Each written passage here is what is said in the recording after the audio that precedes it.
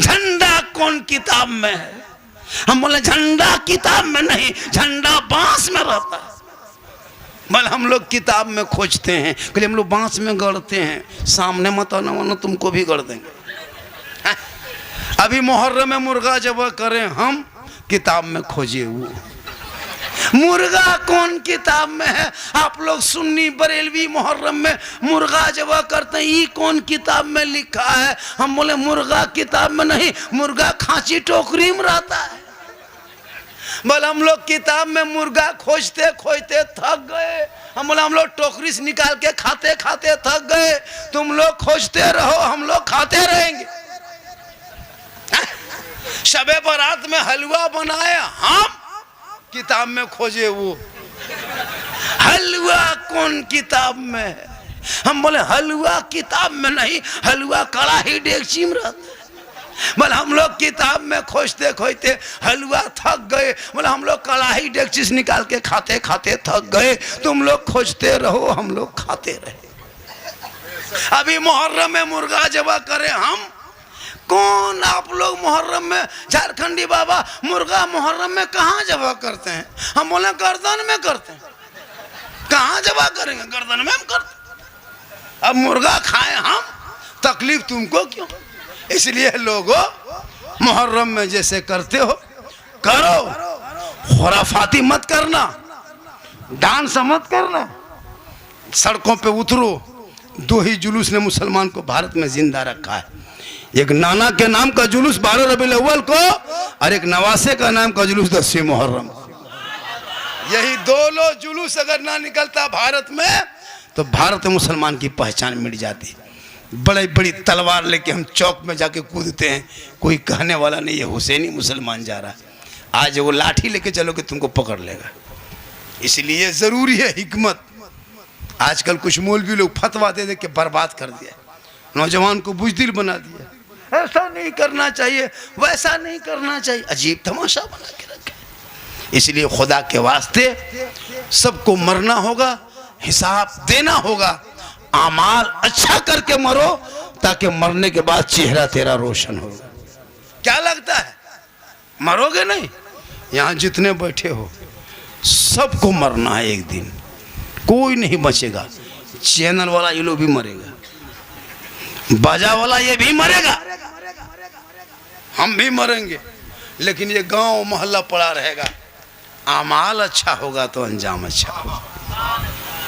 500 आदमी कब्रिस्तान जाएगा, 500 5000 जाएगा, लेकिन खाली रखने जाएगा। आपका बॉडी रखने जाएगा, आपका जिस्म रखने जाएगा, मिट्टी के अंदर रखेगा। 5 साढ़े 4 फीट गड्ढा खोद के 5 6 7 आदमी लगेगा। 2-3 घंटा में गड्ढा खोदेगा और 4.5 फीट नीचे रख देगा। पोता गया, पोता गया, नाती गया, नवासा गया, चचा गया, भतीजा गया, पूरा खानदान जाएगा। पूरा अकलौता बेटा है वो भी कब्र में उतरेगा, खाली कफन के रस्सी खोल के वो भी ऊपर उठ जाएगा। कोई साथ में नहीं रहेगा, सब बाहर निकलेगा। लकड़ी पटरा बांस रखेगा, 100 मन मिट्टी में दबा के सब घर आएगा। ए कुटुंब को चाय दो, मेहमान को चाय दो, इनको शरबत दो, ये कुर्सी निकालो, पंखा लगाओ, सब भूल जाएगा। खाली कब्रिस्तान से आने में दे रहे, कोई नहीं पूछेगा कहाँ रख दिए, कैसे होगा, क्या हो, कोई नहीं सोचेगा नहीं। सब घर आया, ए नाश्ता बनाओ, इनको पानी दो, ए शरबत दो, खट बिछाओ, चारपाई लाओ, पंखा लाओ, भूल जाएगा कहाँ आपको छोड़ के आया है। कल तक घर में थे, महल में थे, शीश महल में थे, पंखा में थे, कूलर में थे।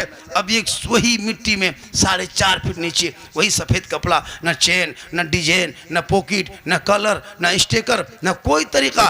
खाली हाथ आए थे, खाली हाथ जाना है। आमाल अच्छा होगा, अंजाम अच्छा। ये जो पैसा दिए हो, ये पैसा क़यामत तक आपके नाम पे जमा होगा। 500 200 400 जितना टका आपने दिया, आपके पॉकेट में भी जितना पैसा है, कल 12 बजते 1 2 3 4 5 शाम तक होते होते पैसा खर्चा हो जाएगा। 200 टका पॉकेट में है, आपके पास 300 था, आपने सोचा हम 100 दे दिए, यहाँ पे 200 बच गया। नहीं, वो 200 कल 10 बजते बजते ख़त्म, ये 100 क़यामत तक बचा रहेगा, एक नहीं ख़त्म होगा। आप जमा दे दिए, आप ही रखोगे, आपका बेटा बेटी नॉमिनी में कोई नहीं ले सकेगा। कोई बैंक में जाके नहीं घपलाबाजी करेगा। 1 दोगे बदले में 10 देगा, यहां दोगे अल्लाह वहां देगा। जब कोई अल्लाह के नाम पे देता है ना, अल्लाह के नाम पे कोई दे देता है तो अल्लाह बदले में 10 देता है। इसलिए 140 घर इस मोहल्ले में, इस मस्जिद की कमेटी में है ना, 140 घर है। 140 घर में जुमा पढ़ने 2 आदमी जाते हैं, 3 आदमी करके घर पीछे, 1 आदमी अगर जाते हैं घर पीछे तो 140 आदमी होता है। अगर 2 आदमी करके जाते हैं तो कितना होगा? 280 आदमी होगा। 280 में से 30 आदमी छोड़ दो, 250 आदमी अगर 10-10 टका करके मस्जिद के डब्बा में हफ्ता में एक दिन देगा तो 2500 रुपया एक सप्ताह में होगा। 2 सप्ताह में 5000, 1 महीना में 10,000। खाली 10 टकवा अगर दोगे वो चंदा पर जैसे देते हो मस्जिद के डब्बा में 10 टका करके 10,000 महीना आएगा। कितना पैसा होगा पता है? लेकिन नहीं दोगे। डेली 5 गो पुड़िया खा लोगे, 2 बंडल बीड़ी फूंक दोगे, खैनी खा लोगे, जाके वहाँ छोला भटूरा चिकन चिल्ली खा लोगे, चाय पी लोगे, पुड़िया खा लोगे। लेकिन जब डब्बा मस्जिद में देखोगे आंख बंद, तस्वीर शुरू, सुन लो सुन, सुन लो सुन, सुन लो सुन, दादो 10 टका दीजिए, बोले सुन लो सुन, बोले इस्लाम खतरे में है, बोले इस्लाम नहीं दादो ये डब्बा खतरा में। 10 टका देने सकती नहीं तो उस डब्बे में 10 टका जरूर डालिए ताकि जब कोई काम ना आएगा तो वही काम आएगा। एक मरतबा थे मौला अली बाजार जाने लगे। कहाँ जाने लगे? बाजार जाने लगे। मौला अली जा निकले घर से, बी फातिमा गौर से देख रही थी। मौला अली फरमाते फातिमा आज बड़ी गौर से देख रही, कोई बात है?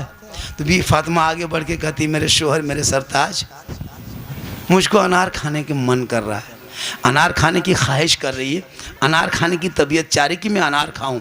मौला अली फरमाते फातिमा तू घर के अंदर जा, तेरा शोहर अनार लेकर ही आएगा। मौला अली बाजार चले गए। अनार तलाश करते करते एक आदमी एक अनार लेके बैठा था। मौला अली फरमाते अनार बेचने लाए हो? कहा कि बेचने ही तो लाया हूँ। कहा क्या कीमत है? कहा 1 दिरहम। मौला अली ने 1 दिरहम दिए, अनार लेके चल दिए। फातिमा की ख्वाहिश थी कि फातिमा कर रही थी हम खाएंगे, तो कोई अगर बीवी फरमाइश कर दे तो ये गुनाह नहीं है। फरमाइश करना ये फातिमा की सुन्नत है और फरमाइश को पूरा करना शोहर बनके ये मौला अली की सुन्नत। चले गए, अनार लेके चल दिए। ठीक 2-4 कदम चले, एक फकीर ने देखा। कहा अली हाथ में क्या है? का अनार है। का कहाँ लेके जा रहे हो अली? का घर लेके जा रहे हैं, मेरी बीवी फातिमा की ख्वाहिश है कि अनार खाएंगे। फकीर ने कहा अली वो अनार अल्लाह के नाम पे मुझको दे दो। जो ही अल्लाह का नाम लिया अली ने फौरन वो फकीर के झोली में अनार डाल दिए। सोच के देखिए, मदीने में बहुत मुश्किल से तलाश करके एक अनार लेके आ रहे थे। फकीर ने अल्लाह का वास्ता दे के मांग लिया, अली दे दिए। हम लोग देते? अगर हम लोग के बहू बीवी बेटी कोई घर में या बीवी खुद मांगती और कोई सामान हम कलियाचक से या मालदा से या फिर अगल बगल से बाजार से मार्केट से लेके आते और अगर कोई फकीर मांग लेता हम लोग देते? फकीर को उठा पटक देते। वो नबी का घराना था, खुद भूखे रहते थे औरों को खिला देते थे। वो कैसे साबिर थे मोहम्मद के घराने वाले। अली आए, पहले फातिमा ने सलाम की, अंदर आ गए अली। फातिमा फरमाती मेरे शोहर अनार खाने की तबीयत नहीं कर रही है। कहें सुभान अल्लाह। हम लोग की बीवी सलाम करती है, हम लोग जब कहीं से आते हैं काम करके बाजार से सलाम करती है बीवी सब।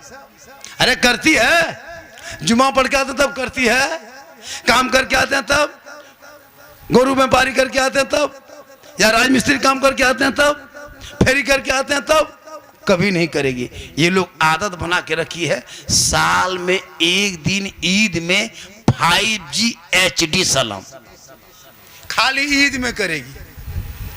ईद में खाली सलाम। ये लोग पता नहीं क्या हो गया है। मेरी माँ बहने हर जुमा तुम शोहर को सलाम करना। ठीक जुमा पढ़ के शोहर घुसे अस्सलाम वालेकुम, कितना अच्छा लगेगा। झोपड़ी गरीब की होगी, जन्नत का नमूना दिखाई देगा। लेकिन हम लोग की आदत है गांव देहात में साल में 1 दिन सलाम। शोहर ईदगाह से आएगा, एकदम बीवी सब दरवाजे में खड़ी है, लगता आज चौकीदार पड़ी है। ठीक शोहर दरवाजे पे आया, दुपट्टा ओढ़ने साड़ी लेके अस्सलाम वालेकुम। ईद में सलाम, बकरीद में मिस कॉल, बाकी साल स्विच ऑफ। वो भी ईद में सब बेबी सलाम नहीं करेगी, पहले कपड़ा देखेगी। अगर ईद में कपड़ा ठीक ठाक है तब सलाम ठीक ठाक। अगर ईद में कपड़ा मोटा मोटी रहा तो सलामो मोटे मोटी पार। लेकिन यहाँ बहू बेटी ऐसी नहीं है, यहाँ के सब दूध के धोल। बहुत अच्छा आपने गुफ्तगू समाप्त कर ली। जैसा बाजा, जैसा मजमा, जैसी गर्मी, जैसा माहौल, वैसा चंदा भी ठीक हुआ। और आज गुफ्तगू भी मेरी 1 घंटा ज़्यादा हो गई। आप लोग थक गए? थके? क्यों नहीं थके भैया, थकिए। मेरी तकरीर 1 घंटा ज़्यादा, 1:45 बज गया है। मैं 12:35-36 से बोल रहा था। और थोड़ी देर बोल दें। कितना आदमी सुनना चाहते हैं? थोड़ा हाथ उठा दीजिए। माशाअल्लाह। अच्छा, एक आदमी 100 टका ला के यहाँ दे दीजिए तो मेरी तकरीर शुरू हो जाएगी।